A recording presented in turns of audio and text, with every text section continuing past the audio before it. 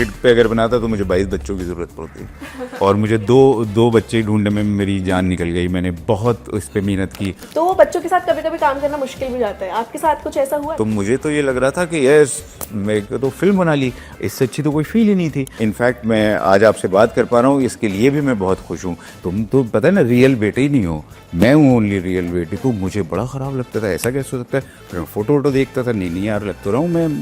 तो अब मेरे को लिखना था, तो मैंने एक छोटी सी टॉर्च कुछ अपने 10 15 20 रुपए जमा करके वो टॉर्च खरीद ली और रात में ऐसे अपने ब्लैंकेट के अंदर उसको टॉर्च को जला के कुछ करता था। मम्मी ने मुझे रात में पकड़ लिया। अच्छा, उनको तो शक हुआ कि ये कुछ पता नहीं क्या कर रहा है। शर्म, वहशत, झिझक, परेशानी, नाज से काम क्यों नहीं लेती आप ये जी, मगर वो सब क्या है, तुम मेरा नाम क्यों नहीं लेती। मेहरान, आपको इंडस्ट्री में वैसे तो काफ़ी साल हो गए हैं, आपने काफ़ी सीरीज़ भी बनाई, लेकिन अभी भी आपको लगता है कि रिकॉग्निशन के लिए फाइट चल रही है? मैं कोई बहुत रिकॉग्निशन सीकर हूँ भी नहीं। अनुराग कश्यप के काम को देख के बहुत सीखा हूँ, मैं ज़ोया अख्तर के काम को देख के बहुत सीखा हूँ। देखिए, हर किसी का ख्वाहिश होती है, अमिताभ बच्चन के साथ कौन नहीं काम करना चाहेगा। वो आपको अगर वो काम करना बहुत बड़ी चीज़ है। अमिताभ सर के साथ मैं हाथ मिलाऊँ, लेकिन ये फिल्म उस दिन शुरू हुई जिस दिन इसके लिए विनय पाठक ने हाँ कहा था। तो मैं चुपचाप बैठ जाता था। आप कोई अंकल अगर अभी कुछ कर रहे हैं वहाँ खड़े हुए, तो मैं वेट करता था जब अभी अपना काम कर चुकेंगे उसके बाद मैं शॉट लूँगा। तो दीज वर द चैलेंजेस। एक लड़का जो रात के अंधेरे में ट्यूबलाइट के नीचे कहानियां लिखता था और आज वही कहानियां वो बड़े पर्दे पर दर्शा रहा है। जी हाँ, अमरोहा शहर से आने वाला ये लड़का एक ऐसे खानदान से है जिनके खून में शायरियां और कहानियां बसी होती हैं। फिल्म मेकिंग तक का सफर फिर भी शख्स का आसान नहीं था, क्योंकि पहले उन्होंने इंजीनियरिंग कंप्लीट की और उसके बाद फिर उन्होंने फिल्मी दुनिया में कदम रखा। ये शख्स कोई और नहीं बल्कि डायरेक्टर मेहरान अमरोही हैं, जो जल्द ही बड़े पर्दे पर फिल्म चिड़िया लेकर आने वाले हैं। और आज हमारे साथ मौजूद हैं मेहरान अमरोही। वेलकम मेहरान जल्द ही बड़े पर्दे पर फिल्म चिड़िया लेकर आने वाले हैं, जिससे काफी ऑडियंस एंटरटेन भी होने वाली है। तो बात करते हैं मेहरान चिड़िया के बारे में। पहले तो आप हमें ये बताइए कि आपने चिड़िया को लव लेटर टू चाइल्डहुड कहा है, राइट? तो उसका कॉन्सेप्ट भी काफी अलग है, मैंने ट्रेलर देखा, कॉन्सेप्ट काफी ज्यादा अलग है, राइट? तो ऐसी कौन सी पर्सनल मोमेंट्स हैं जो आपके पास्ट लाइफ में हुए हैं जो इससे आप रिलेट कर सकते हो? मुझे लगता है कोई भी राइटर जब कोई कहानी लिखता है तो वो उसके ऑब्जर्वेशंस होती हैं जो वो समाज में देख रहा होता है। आज जैसे मैं आपसे मिल रहा हूँ तो मैं कुछ चीज़ें आपकी ऐसी अच्छी आदतें ले जाऊँगा अपने साथ और फिर हो सकता है वो कहीं किसी स्क्रिप्ट में किसी कैरेक्टर के साथ मैं उनको कर लूँ। और ये सब राइटर ऐसे ही करते हैं। इनफैक्ट क्योंकि चाइल्डहुड की मेरी जितनी याददाश्त, जितनी मेरी मेमोरी, उसमें मैंने काफ़ी ऐसी चीज़ें जो मेरे खुद के साथ भी घटनाएं हुई उनको भी मैंने इसमें रखा। In fact there is a character in the film called Taj tailor which is played by Inaam ul हक। बहुत अच्छे एक्टर हैं इनाम उल हक, बहुत अच्छा उन्होंने किया। तो वो कैरेक्टर के बारे में बताऊं, वो टेलर का कैरेक्टर है और उनकी एक पर्टिकुलर चाल भी है, उनका एक अंदाज़ है। आप फिल्म अभी तो आपने ट्रेलर देखा है, लेकिन अगर जब फिल्म आप अगर देख पाएंगी तो अब आपको अंदाज़ा होगा। बड़ा खूबसूरत, बड़ा मज़ेदार कैरेक्टर है जो इनाम ने बड़ा अच्छे से किया। वो पूरा कैरेक्टर मैंने जिस शहर में पैदा हुआ था, अमरोहा यानी, वहाँ पे एक इस तरह के एक साहब थे जिनका नाम भी ताज टेलर था। और ये मैंने पूरा एज इट इज़ उस दुनिया से उठा के कैरेक्टर मुंबई की एक दुनिया में रख दिया। और ऐसे ना जाने कितने और कैरेक्टर्स और कितनी और ऐसी बातें हैं जो कहीं मेरे या तो बचपन से आती हैं या अब मैं जो जिन बच्चों को कुछ देखता हूँ या उनको ऑब्जर्व करके उनकी कुछ बातें मुझे पसंद आती हैं वो मैं अपनी स्क्रिप्ट में ले आया। तो मैंने जैसे ट्रेलर देखा, ट्रेलर में हमें दो बच्चे ऐसे दिखे जो जंकयार्ड में बैडमिंटन कोर्ट बनाते हैं, राइट? तो वैसे जैसे आपको ही पता है कि इंडिया में जो क्रिकेट को ज़्यादा प्रमोट किया जाता है और ज़्यादातर मूवीज़ भी क्रिकेट पर ही बनती हैं, आपने बैडमिंटन को ही अपनी थीम क्यों चूज़ किया? इसका एक तो लाइटर आंसर ये है कि क्रिकेट पे अगर बनाता तो मुझे 22 बच्चों की ज़रूरत पड़ती और मुझे दो बच्चे ढूंढने में मेरी जान निकल गई। मैंने बहुत इस पे मेहनत की। हम लोगों ने ये 6 महीने तक ऐसा पूरा प्रोसेस चलाया जिसमें मैं अपने उन शानू हुआ जो मेरे कैरेक्टर का नाम है उनकी तलाश में रहा। और क्योंकि मेरे ऑडिशंस मुंबई में चल रहे थे, मैं वहाँ पे उन बच्चों को ढूंढ रहा था, तो मुझे नहीं लगता उस वक्त मुंबई में जो ये 6-8 साल का शायद कोई बच्चा ऐसा बचा होगा जिसने हमारे साथ ऑडिशन नहीं किया। But it was very very difficult to find Shanu Bua. और फाइनली मुझे मेरे शानू बुआ यानी आयुष पाठक और सौर कामले मिले और मुझे बड़ी खुशी हुई कि वो बड़े 2 अच्छे कैरेक्टर्स तक मैं पहुंच पाया, 2 बड़े अच्छे एक्टर्स तक मैं पहुंच पाया। एंड उन्होंने फिल्म में भी उनकी वजह से काफ़ी स्पार्क है। जब आप फिल्म देखेंगी तो आपको आइडिया होगा जो मैं ये सारी बातें कर रहा हूँ इनका क्या मानी है, क्या मतलब है। लेकिन शानू हुआ बहुत अमेजिंग ट्रीट रही। 40 दिन हम लोगों ने खूब मज़े किए फिल्म के सेट पे, बहुत अच्छा लगा। विनय सर, अमृता सुभाष, बच्चे, इनाम उल हक, मुजफ्फ़र खान, बड़े अच्छे एक्टर हैं। एक मुजफ्फ़र खान, उनके साथ मैंने इस फिल्म में काम करने का मुझे मौका मिला, बड़ा मज़ा आया। विजेंद्र काला सर, एवरीवन बहुत कोऑपरेटिव, बड़ा अच्छा माहौल उन्होंने सेट पे क्रिएट किया। और मैं आपको बताता हूँ, क्योंकि मैं फ़र्स्ट टाइम डायरेक्टर हूँ, पहले फर्स्ट टाइमर हूँ, तो कोई भी ऐसा आदमी बड़ा हर वक्त घबराया रहता है। बहुत आपको अपनी ट्रेड के बारे में नहीं पता होता, बहुत सारा आपके ऊपर, आपको अपनी क्राफ्ट के ऊपर कंट्रोल नहीं होता। You are very raw when you are making your first film, and वो रॉ में इन सारे लोगों ने अगर मुझे सपोर्ट नहीं की होती, my technicians, my actors, my everyone, they all came in support, सब जुट गए एक फिल्म को बनाने में। तो ये मेरी फिल्म नहीं रही थी जिस दिन मैं सेट पे पहुंचा था, फिर ये एक उस परिवार की, उस यूनिट की, उस 100-200 लोगों की फिल्म बन गई थी, और सब उसी तरह से इसमें योगदान भी कर रहे थे। और एवरीबॉडी, सब कोई स्क्रिप्ट में डायलॉग इम्प्रोवाइज कर रहा है, कोई किसी चीज़ में सजेशन दे रहा है, सब लोगों ने बड़ा अच्छे माहौल में हम लोगों ने ये फिल्म को बनाया। जैसे कि सर आपने कहा कि जो दो बच्चे हैं वो मेन कैरेक्टर हैं मूवी का, तो वो बच्चों के साथ कभी कभी काम करना मुश्किल भी जाता है। आपके साथ कुछ ऐसा हुआ? हाँ, ये बात ठीक है, बच्चों के साथ काम करना मुश्किल होता है, सिर्फ उस वक्त तक जब तक वो बच्चे मिल नहीं जाते आपको। जो मैं सोचता था कि मेरे शानू बुआ कैसे हों, उन दोनों बच्चों तक पहुंचना मेरे लिए बहुत मुश्किल था। मैंने बहुत, एज आई जस्ट सेड, कि मैंने तकरीबन 2000 बच्चों के ऑडिशंस किए होंगे अपने ये शानू बुआ तलाशने के लिए, और जब फाइनली मैं इनके साथ पहुंच गया तो तब उसके बाद मुझे कभी कोई परेशानी नहीं आई। परेशानी यूँ नहीं आई क्योंकि बच्चे खुद बड़े नेचुरल होते हैं, उनके अंदर इनहिबिशंस नहीं होती। वो हो सकता है इस अगर मेज़ पे कुछ पानी गिर जाए तो वो उस पर हाथ मार के उसे हटा दे। तो ये जो बच्चे का इंस्टिंक्ट है, ये उनको और बेहतर बनाता है एक्टर।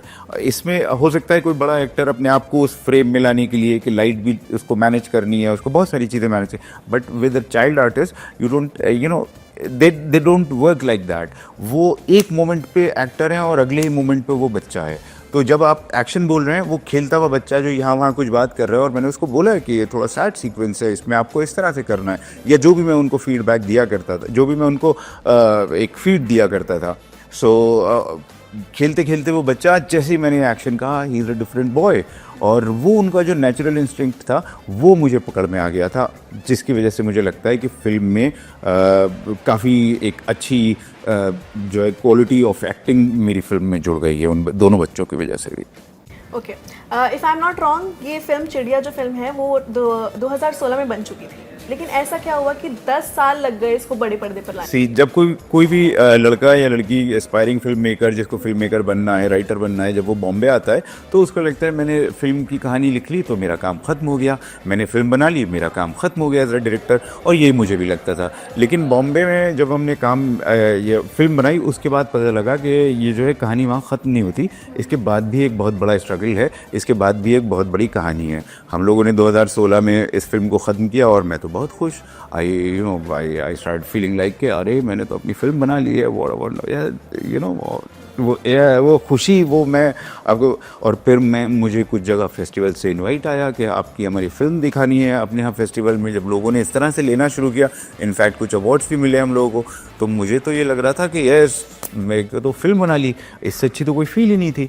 लेकिन फिर पता लगा कि असली स्ट्रगल अब शुरू हुआ है, क्योंकि हमारे यहाँ से मेरा मतलब इंडस्ट्री में एक थोड़ा इस तरह से भी एक फ्रेमवर्क है कि एक सर्टेन काइंड ऑफ फिल्म अगर नहीं है, अगर जो हमारी डिस्ट्रीब्यूशन ऑफिसर्स को जो रिक्वायरमेंट होती है कि अगर वो सर्टेन काइंड ऑफ फिल्म नहीं है, उसमें एक सर्टेन नंबर ऑफ गाने नहीं है, एक आइटम सॉन्ग नहीं है, एक इस तरह से डांसर्स नहीं है, इस तरह का एक्शन नहीं है, ऐसे वो एक मैं उनको ख़राब नहीं कह रहा, वो भी बहुत अच्छी, लेकिन एक लिमिटेशन इसकी बता रहा हूँ कि उस जैसी फिल्म नहीं है, तो उसको फिर थोड़ा आदमी दूसरी निगाह से देखने लगता है। और वही चिड़िया के साथ भी हुआ। अब थोड़ा माहौल बदल गया, थोड़ी कमरे में रोशनी आई है, लोगों का विजन थोड़ा ज़्यादा बड़ा हो रहा है, थैंक्स टू OTT प्लेटफॉर्म्स। लोगों को ज़्यादा कंटेंट देखने को मिल रहा है, लोग थोड़ा कंटेंट ओरिएंटेड फिल्म्स की तरफ बढ़ रहे हैं। अब सिर्फ उनको वो एक मसाला और वो एक भूसे में 100 आदमियों को नहीं उड़ाना, उनको एक शांत फिल्म भी देखनी है, उनको एक्शन भी देखना है, तो हर तरह की फिल्म बननी चाहिए। अब उन लोगों को लग रहा है रिलीज़ करना चाहिए, very good, I am very very happy to all of them. Couple of my friends also, Dhruv Sinha very close friend of mine, उन्होंने बहुत हेल्प की इस फिल्म को रिलीज़ करने के लिए। तो सब लोग एक साथ अब जुड़ गए और सबको अच्छा लग रहा है कि इस तरह की फिल्म रिलीज़ होनी चाहिए। आई am very very happy. In fact मैं आज आपसे बात कर पा रहा हूँ, इसके लिए भी मैं बहुत खुश हूँ कि मैं एक बड़े चैनल में बैठ के अपनी फिल्म को प्रमोट कर रहा हूँ। Nothing like it. Yes Mehran, जैसा आपने बोला कि फिल्म में कोई आइटम सॉन्ग नहीं है, ठीक है, फिल्म में कुछ ऐसा मसाला नहीं है, और फिल्म 10 साल पहले बन चुकी थी, तो ऑडियंस का टेस्ट अब तो बदलता रहता है, हर महीने में बदल जाता है। तो आपको लगता है कि 10 साल पहले जो मूवी बनी थी उससे ऑडियंस रिलेट कर पाएगी? जी, मैंने बिल्कुल तकरीबन यही सवाल मैंने अपने डिस्ट्रीब्यूशन टीम्स के साथ बैठ के भी किया था, तो उन्होंने जो जवाब दिया मैं वो दे देता हूँ। इसका मतलब ये नहीं है कि मैं इस बात को कह रहा हूँ, उन्होंने ये मुझसे कहा था कि यार it has nothing to do with time, this film is timeless. So ये मैंने उनकी तरफ से कह रहा हूँ, I am not praising myself और पैटिंग माई बैक। लेकिन मुझे लगता है कि जब आप एक इट्स लगान अगर मैं आज देखता हूँ, what do you feel about Lagaan now? It is a good film, won है ना, the film has to be good. अब आप उसको आज देखते हैं, आप उसको 3-4 साल पहले देख पाते, तो मुझे नहीं लगता कोई। आपने ट्रेलर देखा है, आप बताइए आपको कैसा लग रही है चीज़ें, और आप पे ज़्यादा ट्रस्ट करेगी पब्लिक। मैं तो उनको लग रहा है कि आए ही अपनी फिल्म की तारीफ करने के लिए। कि फिल्म का कॉन्सेप्ट काफ़ी ज़्यादा डिफरेंट है, लाइक अभी जो बॉलीवुड मूवीज ट्रेंड कर रही है उससे काफ़ी ज़्यादा डिफरेंट कॉन्सेप्ट है। तो हाँ, काफ़ी अच्छी मूवी है, ट्रेलर देख के तो अभी तक यही लगा। और जैसे कि मूवी को इंटरनेशनल फिल्म फेस्टिवल में भी दिखाया जा चुका है, तो आपको एज अ फिल्म मेकर ये रिकॉग्निशन जब मिलता है ग्लोबल स्टेज पर, तो कैसा फील? अरे बड़ी खुशी होती है, ऐसा लगता है कि यस आई हैव अराइव्ड। मैं आपको एक छोटी सी एक बात बताता हूँ। यूजुअली हिंदुस्तान में उस तरह की, क्योंकि हम थोड़ा चिल्ड्रन फिल्म के लिए एक फेस्टिवल है, Zlin international film festival, it's been happening past 70-75 years in the world and it's like the Cannes of the children festival. उसमें मेरी फिल्म को वर्ल्ड प्रीमियर हुआ एंड इट वॉज आप सोचिए कि किसी एक ऐसे लड़के की किसी फिल्म को ज़िलीन इंटरनेशनल फिल्म फेस्टिवल में वर्ल्ड प्रीमियर मिल रहा है उसको, तो it was a big big thing for us. बहुत मज़ा आया था और ऐसा लग रहा था कि अब यहाँ पे ऐसा हो गया है तो फिर तो घर जाके जो है, ये घर यानी अपने इंडिया आने के बाद तो लोग तो पता नहीं क्या, लेकिन वैसा नहीं होता। ये सब मुझे बहुत बाद में रियलाइज़ हुआ। मतलब मैं अभी भी बहुत एक कन्फाइंड स्पेस में अपने रहता हूँ, मुझे बहुत सारी चीज़ें नहीं पता होती, लेकिन यहाँ आके आंखें खुल गई, यहाँ आके दिमाग चकरा गया कि नहीं, this does not work like that. आपकी फिल्म में इन चीज़ें, ये चीज़ें हैं या नहीं है, आपको कुछ और चीज़ें तो रखनी ही पड़ेंगी। बट वक्त बदल रहा है, लोग चेंज हो रहे हैं, और जैसा कि मुझे बता रहे हैं मेरे दोस्त और मेरे टीम के लोग कि कंटेंट को ज़्यादा पसंद कर रहे हैं लोग, और OTT पे ये पसंद किया रहा है, थिएटर में ये पसंद कर रहे हैं। आज लोग जो हैं 12th फेल को देखने थिएटर भर के जा रहे हैं, और हो सकता है 12th फेल में जबकि ना गाने हैं, और in fact there are many things जो एक रेगुलर फिल्म से अलग कर देती है उसको, लेकिन लोग उसको एंजॉय कर रहे हैं। लोग श्रीकांत बोला को एंजॉय कर रहे हैं, लोग कंटारा को एंजॉय कर रहे हैं। इनफैक्ट वो तो हिंदी इंडस्ट्री में बहुत ही नई तरह की फिल्म हो गई थी, but people are enjoying different kind of the film and we don't need, I mean I can't ask for more. हर तरह की फिल्म बननी चाहिए, उसमें एक चिड़िया भी रखी हो, उसमें एक कोई और भी फिल्म रखी हो। एक गुलदस्ते में मल्टीपल कलर के अगर फूल हैं तो गुलदस्ता ज़्यादा अच्छा है। और मेहरान, जैसे जो फिल्म की शूटिंग है वो चौल में हुई है, राइट? अभी लोग फिल्म की शूटिंग इंटरनेशनल तरीके से करने लगे हैं, बाहर फॉरेन जाके करते हैं, तो आपको चौल में जब आपने इतनी एक्यूरेसी से कहानी दिखाई, चौल की लाइफस्टाइल दिखाया, तो आपने कोई चैलेंजेस भी फेस किए? ये हाँ, चैलेंजेस फेस किए, लेकिन ये सब क्यों, जैसे आपने कहा ना, इंटरनेशनली आजकल तो मतलब फैशन है कि हम जो है इस जगह पे गाना शूट करेंगे और इस कंट्री में ये सीक्वेंस शूट करेंगे। मेरी कोई फॉर्मल एजुकेशन नहीं है फिल्म मेकिंग की। मैं किसी ऐसे कॉलेज से नहीं हूँ जहाँ पे मैंने कोई फिल्म मेकिंग पढ़ी हो, या कभी किसी को असिस्ट करने का मौका भी नहीं मिला। किया नहीं है नहीं कहूँगा, मुझे मौका नहीं मिला, क्योंकि ऑफ कोर्स कौन देता है ऐसे किसी को भी। लेकिन मैंने बहुत ट्राई किया था, ऐसा नहीं है कि ट्राई नहीं किया, और वो नहीं हुआ तो मैं उतना ही रॉ हमेशा ही रहा। मैं जब अपने सेट पे था तब भी मैं पहली बार किसी फिल्म सेट पे तकरीबन अपनी सेट पे ऐसे गया हूँगा। उससे पहले मुझे बहुत ज़्यादा फिल्म सेट का आइडिया नहीं था, just couple of times I been there, सिर्फ देखने के लिए, वो भी। फिल्म की कहानी को मैं जो फिल्म मेकिंग की है वो सुन के की है। मैंने डिस्कशन, आप जैसे लोगों के साथ जब फिल्म मेकर डिस्कशंस करते हैं, उनको सुन के मैंने अपनी फिल्म मेकिंग सीखने की कोशिश की है। मैंने एक टैरेंटिनो जो एक हॉलीवुड के एक बहुत कमाल के डायरेक्टर, उनकी मैंने एक जगह एक बात सुन रहा था। उन्होंने कहा था आपकी फिल्म मेकिंग आपकी इतनी पर्सनल होनी चाहिए कि जब वो रिलीज़ हो तो आप एम्बैरस हों कि आपकी कितनी ओरिजिनल बातें पब्लिक को पता चल जाएंगी। तो मुझे बड़ा इस बात में अच्छा लगा। इसी वजह से जैसे आपने कहा ना कि क्यों बाहर की दुनिया का नहीं और चौल में और इतने छोटे से जगह पे, तो मैं इसको I wanted to make it personal. जैसे मैंने कहा अभी ताज भाई का भी character and couple of other characters are there जो मेरी पर्सनल लाइफ से हैं। Plus challenges, yes there were lot of challenges. Why? Because it was a living chawl. एक ऐसी चौल में मैं शूट कर रहा हूँ जिसमें 500-600 लोग एक वक्त में रहते हैं, और मैं सिंक साउंड, एक टेक्निक होती है जिसमें आप जो है फिल्म में जो डायलॉग बोला जा रहा है, जिस पर शूटिंग हो रही है, वही डायलॉग आपको थिएटर में सुनाई देगा। और एक टेक्निक होती है डबिंग में, जब हम बाद में जाके स्टूडियो में शूट रिकॉर्ड करते हैं साउंड को, तो मैंने सिंक साउंड शूट किया। It was very very difficult to shoot sync sound film in a living chawl where 500 people are there. And और ऐसा नहीं है वो अपनी ज़िंदगी नहीं रुक जाएगी उन 500 लोगों की। उनके घर में राजमा बनेगा, उनके घर में दाल में कुकर में सीटी आती है, उनके घर में क्रिकेट का मैच होता है जिस पे तालियां बजती हैं जब इंडिया 6 मारता है, उनके घर में कोई बच्चा रोता है, कोई घंटी बजाता है, कोई कुछ करता है, और उस सब की वजह से मुझे कट करना। मेरी फिल्म जो शॉट चल रहा है उसमें अगर कोई घंटी बजती है तो आई विल हैव टू से कट।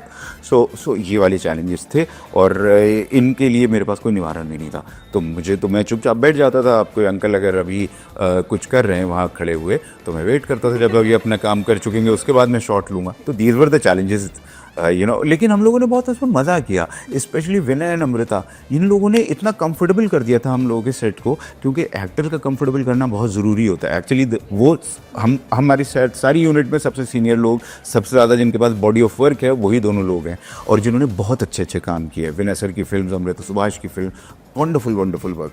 तो उन लोगों ने जाके कभी भी कोई ऐसी माहौल को इतना लाइट कर दिया था कि सब फ्रेंड्स हैं, सब इजी। इनफैक्ट ये तो हम यूनिट की नहीं, जो उस चॉल के लोग थे वो भी हमारे साथ बहुत कंफर्टेबल हो गए थे। और फिर कोई अंकल मेरे लिए कुछ खाना ले आते थे, कभी आंटी कहती थी बेटा मैंने अपने हाथ से कोई ये चीज़ बनाई है, इसको भी हो, तो अच्छा माहौल बन गया था। और मैंने सुना आपने एक इंटरव्यू में कहा था कि आपकी माँ आपको ऐसा कहती थी बचपन में कि वो आपको फील्ड से उठा के लाई है, वो क्या किस्सा है? वो एक्चुअली क्या होता था, जब मैं 2 भाई और 1 बहन हम लोग हैं, तो हमें ना बहुत लड़ाइयाँ होती थी बचपन में, जैसे सबकी होती हैं, आपकी भी अपने बहन भाइयों से होती है, मेरे भी भाई से, मेरी बहन से मेरी बहुत लड़ाई होती थी। और मेरी मम्मी ना हमेशा मेरी बहन का सपोर्ट करती हैं, और आज भी करती हैं वो उसका सपोर्ट। आई डोंट नो, हमारे घर हर घर में ऐसा होता है कि बहनों का सपोर्ट ज़्यादा होता है। तो मेरी बहन मुझे बोल दिया करती थी कि तुम्हें तो मम्मी कहीं बाहर से उठा के ले जाएंगे, तुम तो पता है ना रियल बेटे ही नहीं हो, मैं हूँ ओनली रियल बेटी। तो मुझे बड़ा ख़राब लगता था, ऐसा कैसे हो सकता है। फिर मैं फ़ोटो देखता था, नहीं यार लग तो रहा हूँ मैं, पता नहीं ये क्यों मुझे ऐसा बोलती। तो ये सब बातें भी मैंने कहीं फिल्म में कुछ छुई हैं। जब आप फिल्म देखिएगा तो आपको आइडिया होगा, मैंने ये सब बातों को भी थोड़ा सा छुआ है। ओके, आप इंजीनियर थे पहले, राइट? उससे फिल्म मेकर बन गए, तो वो कैसा सफ़र रहा? कोई भी मिडिल क्लास फैमिली में ना एक पहली चीज़ तो ये आती है कि बच्चे पढ़े लिखे होने चाहिए, क्योंकि हम लोग के पास बहुत ऑप्शन नहीं होता अपनी लाइफ को सही करने का, इन टर्म्स ऑफ के आपके पास ना कोई ऐसा बिजनेस है, ना कोई जनरेशनल वेल्थ आ रही है घूम के जो आप अपनी लाइफ को अच्छा कर सकते हैं। तो पहली चीज़ हर घर की रिक्वायरमेंट ये है कि अगर बच्चे पढ़ लेंगे तो देयर इज़ एन ऑप्शन, मतलब देयर इज़ अ चांस कि वो अपनी बाकी की ज़िंदगी जब वो अपने पैरों पे खड़े हो जाएंगे तो वो शायद अच्छी गुजार लें। तो इसलिए मैंने अपने पापा से बोला था कि मैं पापा ऐसे फिल्म मेकिंग करना चाहता हूँ या राइटिंग करनी चाहता हूँ, ये सब मैंने उन्हें बताया था। और मैं काफ़ी छोटी एज में ऐसी चीज़ें चाहता था करना। I wanted to come to Bombay, कि यहाँ पे आके रहने लगूँ, मैं ज़्यादा क्लोज हो जाऊँगा। हम लोग समर वैकेशंस में आते थे, कमाल अमरोही स्टूडियो में जाते थे, वहाँ मेरे चाचा मुझे ले जाते थे, ताजदार अमरोही उनका नाम है, कमाल अमरोही सन, तो वो ले जाते थे। तो ये बहुत अच्छा मुझे एक्सपीरियंस मिलता है। और मेरे पापा से मैं बोलता था कि पापा मुझे बॉम्बे शिफ्ट करा दिए, वहाँ किसी बोर्डिंग स्कूल में करा दिए, एटलीस्ट मैं बॉम्बे के आसपास चीज़ें तो देखता रहूँगा। और लेकिन पापा ने फिर पापा उन्होंने बोला कि बेटा पहले इंजीनियरिंग कर लो या कुछ अच्छे से पढ़ा लो, उसके बाद देखेंगे अगर को तुम कर। बट मैंने कहीं पढ़ा कि आपके पापा ही थे जिन्होंने जब आप स्टोरीज लिखते थे तो उनको पसंद आती थी? बहुत ज़्यादा पसंद, बहुत इनकरेज करते थे। मैं बचपन में ना एक छोटी सी टॉर्च मैंने अपने पैसे जमा करके ले ली थी, और क्योंकि हम लोग एक बड़े से कमरे में रहते थे, बहुत बड़ा सा वो बेडरूम था, तो मम्मी अलाउ नहीं करती थी कि लाइट जलाओ और ये सब करो। तो अब मेरे को लिखना था, तो मैंने एक छोटी सी टॉर्च कुछ अपने 10, 15, 20 रुपए जमा करके वो टॉर्च खरीद ली, और रात में ऐसे अपने ब्लैंकेट के अंदर उसको टॉर्च को जला के कुछ करता था। मम्मी ने मुझे रात में पकड़ लिया। अच्छा, उनको तो शक हुआ कि ये कुछ पता नहीं क्या कर रहा है, ऐसे ब्लैंकेट में लाइट क्यों जलाए हुए, कोई सोचेगा भी नहीं ये 6-8 साल का बच्चा है क्या कर रहा है। मम्मी ने ऐसे खूब वो ब्लैंकेट हटा के जब देखा तो वहाँ तो कुछ उनको ऐसे पेपर मिले। पापा ने वो पेपर लिए, मम्मी ने मुझे बहुत डांटा कि ये क्या करते हो और रात में इसलिए सुबह में लेट उठते हो और सुबह फिर स्कूल जाने में तुम नाटक करोगे और बोलोगे सर में दर्द है और पेट में दर्द है, ये सब करोगे। लेकिन पापा ने जब ये सब डांट पड़ चुकी तो उन्होंने फिर वो शायद जो 2-4 लाइन मैंने लिखी थी वो कहीं बैठे हुए पढ़ रहे थे और मुस्कुरा रहे थे और वहाँ से बोले कि बेटा लेकिन तुमने लिखा अच्छा है। तो मेरे लिए तो वो डांट वांट सब साइड में हो गई। फिर वो एक कॉम्प्लीमेंट जो मिला ना, उससे फिर और इनकरेजमेंट मिला कि अब तो मैं और कुछ लिखूंगा। तो इस तरह से थोड़ा थोड़ा पापा सपोर्ट करते रहे ये वाली चीज़ें। स्टोरीज भी पापा को सुना और बहुत सारे चुरा के भी क्योंकि मैं क्या करता था, मेरी जो बहन है वो मुझसे बड़ी है, तो मैं उसकी बुक्स में वो उनकी स्टोरीज भी पढ़ लेता और मैं उल्टा पढ़ता था कि इसने शुरू के अगर अभी 3 चैप्टर पढ़े हुए तो मैं 30 में लास्ट के 3 पढ़ लेता हूँ और फिर वही उनको सुना दूंगा कि देखो मैंने ये कहानी लिखी है। तो ऐसा भी किया मैं अपने घर वालों में बैठ के एक कहानी लिखी है और अपनी बहन के चैप्टर का वो जो अगर वो 6th में और 4th में हुआ है तो मैंने उसके 6th क्लास के 25th चैप्टर उसको सुना दिया। और नोबडी नोज भी उसकी बुक में हो, क्योंकि अभी तो शुरू के 5 ही भी हुए हैं सिर्फ एग्जाम्पल। तो इस तरह का काम ऑफ कोर्स सब करते हैं, वो चोरी मैंने बचपन में शुरू कर दी थी। ओके। आप एक पोएटिक खानदान से बिलोंग करते हैं, आपने फिल्म मेकिंग में उस लिटरेरी को का इन्फ्लुएंस आपकी फिल्म मेकिंग में हुआ है?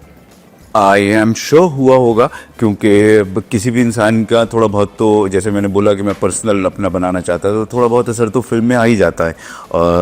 लिटरेरी यस, क्योंकि मेरे घर में और शायद ज़्यादा कोई और चीज़ का माहौल नहीं था। मेरे पापा उर्दू पोइट्री से ताल्लुक़ रहा उनका, उर्दू मरसिया लिखते रहे। और भी घर के मेरे रिश्तेदार में सब लोग ताल्लुक़ सबका समवेयर देवर एसोसिएटेड विद लिटरेचर समहाउ।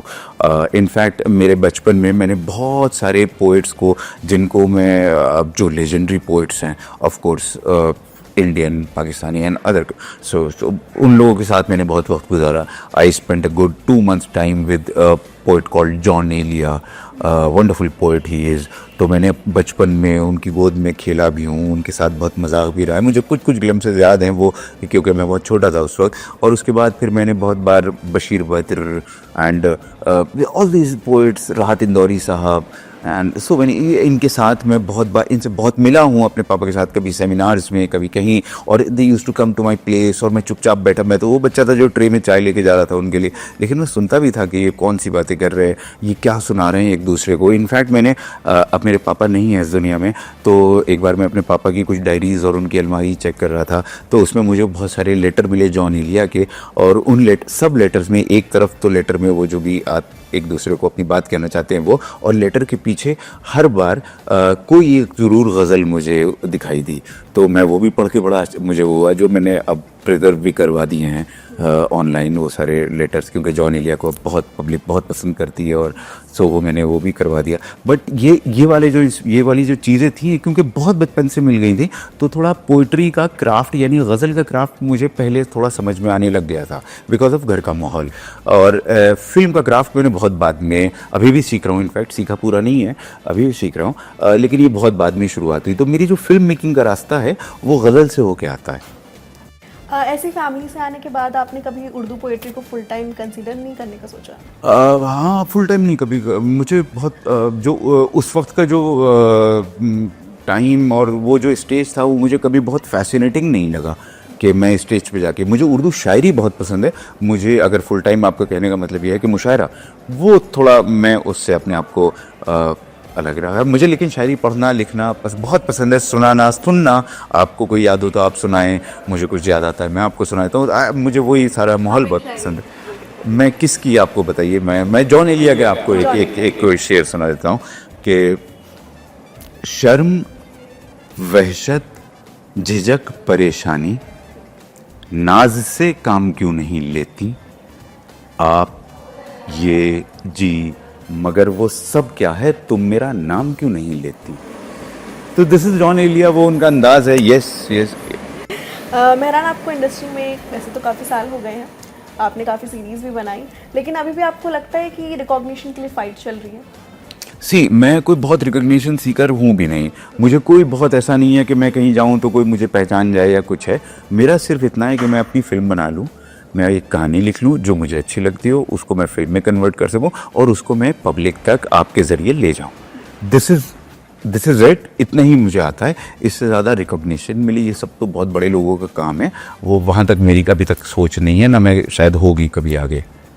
आप इंजीनियरिंग बैकग्राउंड से हैं और अभी एआई जो है वो फ्यूचर हो सकता है, तो आप अपनी फिल्म में इनोवेशन या विजुअल टेक्नोलॉजी का इस्तेमाल करने वाले हैं? देखिए, मैं इस पे बहुत बहुत बहुत इंटरेस्टिंग बात आपने पूछी है। मैं इस पे थोड़ा सा I would want to answer this in my own way. क्योंकि ठीक है, वो apart from my computer engineering और इंजीनियरिंग बैकग्राउंड, लेकिन आने वाले वक्त में बहुत सारी चीज़ों में तब्दीली आने वाली है और ये इतना एविडेंट है, it is writing on the wall.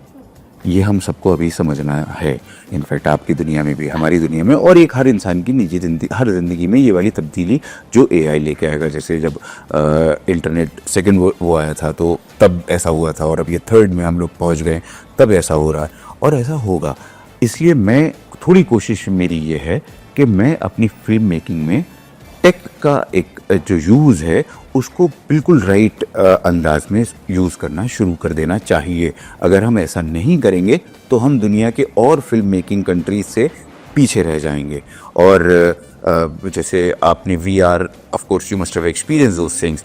सो अब मुझे लगता है आने वाले वक्त में हो सकता है फिल्म आप सिर्फ VR पे आप अभी देखने लग जाएं, और फिल्म्स ऐसी आनी शुरू हो गई हैं इनफैक्ट जो सिर्फ AI मेड फिल्म्स हैं, and there are couple of films जिनको बड़ा अच्छा रिकग्निशन भी मिला है जो सिर्फ AI मेड फिल्म्स हैं। और आने वाले वक्त में हो सकता है तब्दीलियाँ आएँ। We should be very very well prepared for this.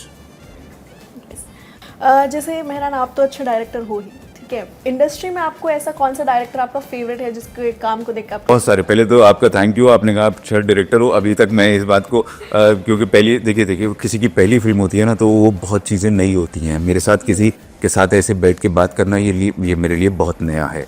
लेकिन इंडस्ट्री में कौन पसंद है मुझे? इंडस्ट्री में बहुत लोग ऐसे हैं जिन्होंने मुझे सिखाया है, अननोइंगली नोइंगली वो मेरे टीचर रहे हैं, जिनमें मैं अगर कुछ नाम सिर्फ हिंदी इंडस्ट्री से अगर लूँ, क्योंकि इंडस्ट्रीज़ बहुत हैं और मुझे बहुत लोगों ने बहुत सिखाया है, तो मैं अनुराग कश्यप के काम को देख के बहुत सीखा हूँ, मैं ज़ोया अख्तर के काम को देख के बहुत सीखा हूँ, मुझे दिवाकर बनर्जी बहुत पसंद हैं। अगर मैं सिर्फ इस वक्त के लोगों की बात कर रहा हूँ, मुझे श्री राम राघवन साहब के काम ने बहुत सिखाया है। इन लोगों से मैं बहुत सीखा हूँ, इनकी फिल्म मेकिंग इनकी फिल्म्स देख के, इनका एडिट पैटर्न देख के, इनकी म्यूज़िक देख के, इससे लगता था कि हम भी कुछ ऐसा म्यूज़िक बनाना चाहिए, हमें भी कुछ ऐसा करना चाहिए। देखिए ज़ोया अख्तर की फिल्में कितनी फ्री फ्लोइंग फिल्में होती हैं, आप किसी भी टाइम ऑफ डे में किसी के साथ भी वो देखी जा सकती हैं।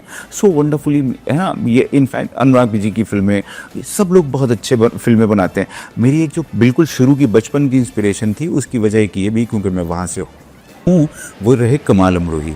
कमाल अमरोही को मैंने बचपन में एक बार मिला था मैं, और वो मेरी उनसे पहली और आखिरी मुलाकात थी। और वो मेरे घर में एक लाइब्रेरी हुआ करती थी, उस लाइब्रेरी में बैठे थे और वहाँ वो बोल रहे थे और कोई 100 लोग उनको बैठे हुए सिर्फ सुन रहे थे।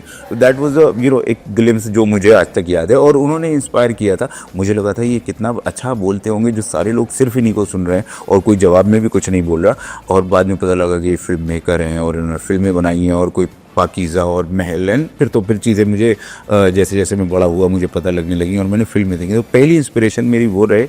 लेकिन उसके अलावा मुझे बहुत पसंद लोगों में एक वुडी एलन साहब हैं जो बहुत खूबसूरत फिल्में बनाते हैं, उनकी फिल्में मुझे बहुत पसंद आती हैं। आजकल मैं जिनकी फिल्में देख रहा हूँ उनका नाम है यार्गोस लैंथिमोस। बहुत अच्छे फिल्म मेकर हैं, बहुत अच्छी फिल्में बनाई हैं उन्होंने, उनकी फिल्में मैं देख रहा हूँ। ऑफ कोर्स टैरेंटिनो की फिल्में सब पूरी दुनिया को पसंद आती हैं, स्पीलबर्ग की फिल्में पूरी दुनिया को पसंद आती हैं, स्कॉर्सेसी की फिल्में पूरी सबको पसंद आती हैं।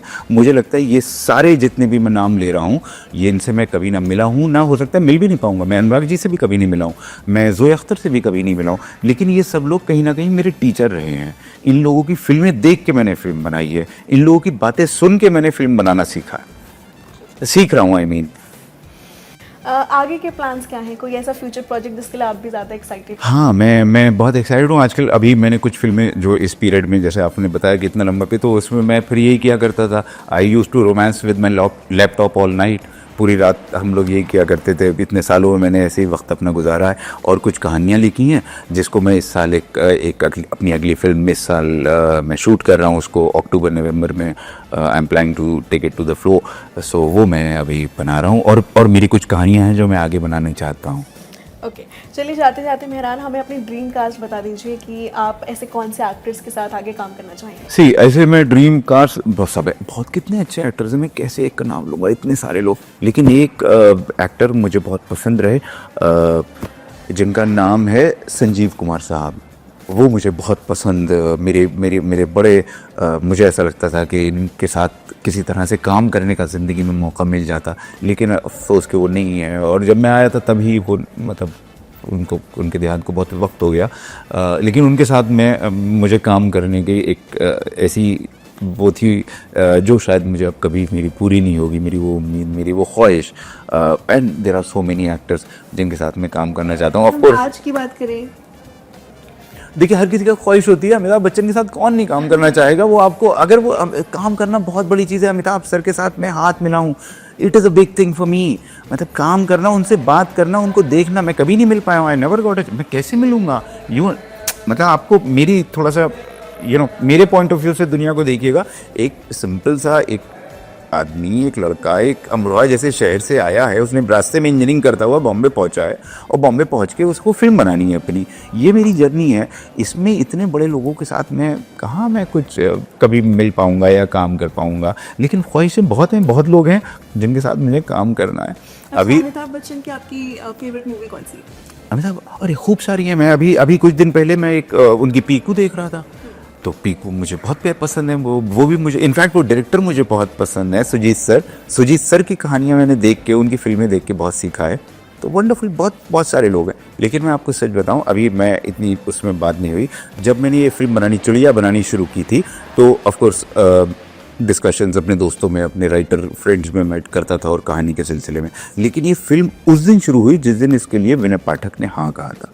जब मैं विनय पाठक सर के पास अपनी फिल्म लेके पहुंचा और उनको ये लगा कि फिल्म में कुछ है जिसको करना चाहिए, उनको करना चाहिए, फिर विनय पाठक सर ने कभी किसी चीज़ की और बात नहीं की। फिर वो सिर्फ वो स्क्रिप्ट थी और विनय पाठक थे। पता नहीं कितना हम लोगों ने सेट पे इम्प्रोवाइजेशन किया। विनय पाठक सर ने आउट ऑफ द वे जाके मेरी हेल्प की। इनफैक्ट अमृता सुभाष को फिल्म में आने की वजह भी सर रहे। Via Vinay Pathak I could meet Amrita Subhash. और जब मैं उनसे मिला, और मुझे, क्योंकि मैं बहुत अवेयर नहीं था, इसरेट में इंजीनियर हूँ, मैंने उतना, मैं महाराष्ट्रियन इंडस्ट्री के बारे में भी नहीं जानता था, मराठी इंडस्ट्री के बारे में नहीं जानता था।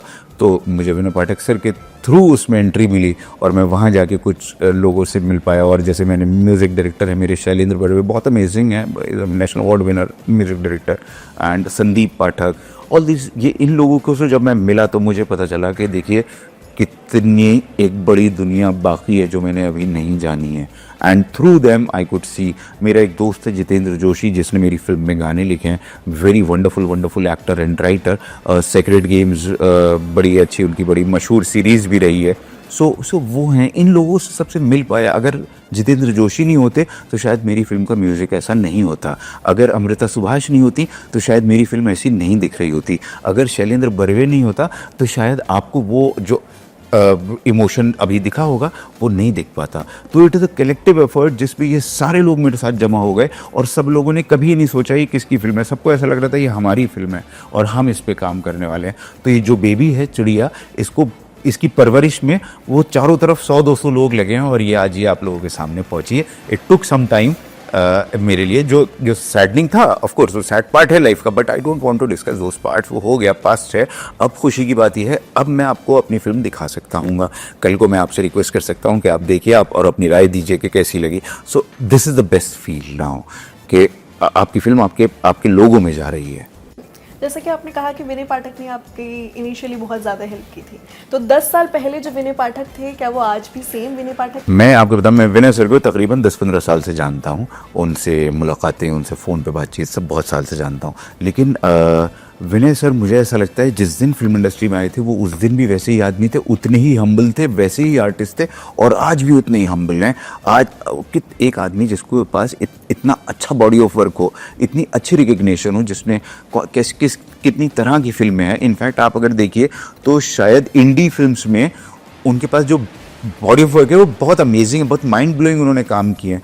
उसके बाद भी वो आज भी उतने हम्बल हैं। और मैं तो जब उनसे मिला तो ही वॉज अ सुपर, मतलब he always been a big man. मुझे लगता है वो उस वक्त भी उतने हम्बल, आज भी, और जिस दिन आए होंगे शायद तब भी वो ऐसे ही होंगे। तब भी उनका आर्टिस्ट, उनकी क्वेस्ट, उनकी थर्स्ट जो है वो आर्ट के लिए, उससे ऊपर वो किसी चीज़ को नहीं रखते। उनको उनको जो वो प्यास है वो, क्योंकि आप देखिए मेरी फिल्म जो है चौल में बेस्ड है, तो ऑफ कोर्स एक मराठी एक उसमें ट्वांग है, तो वो जो मराठी, अब विनय पाठक सर नॉर्थ से आते हैं, जैसे मैं नॉर्थ से आता हूँ, तो लेकिन विनय पाठक सर जब स्क्रिप्ट पे काम पढ़ते थे, चीज़ें करते थे, तो वो चाहते थे कि मेरे कहीं डायलेक्ट में, मेरी टोन में हल्का सा महाराष्ट्रियन एक आए, उस पर वो मेहनत करते थे। और अमृता सुभाष के साथ बैठ के उनसे बहुत सारी चीज़ें कि समझते थे कि इसको कैसे कहना चाहिए। तो बहुत अमेजिंग आदमी है, बहुत बहुत अच्छे एक्टर हैं, but he is a very fine artist. No doubt, yes. Thank you so much Mehran, it was nice having you here, and ऐसे ही वीडियोस देखने के लिए देखते रहिए India TV Showbiz. Thank you so much, बहुत अच्छा लगा आपसे बात करके।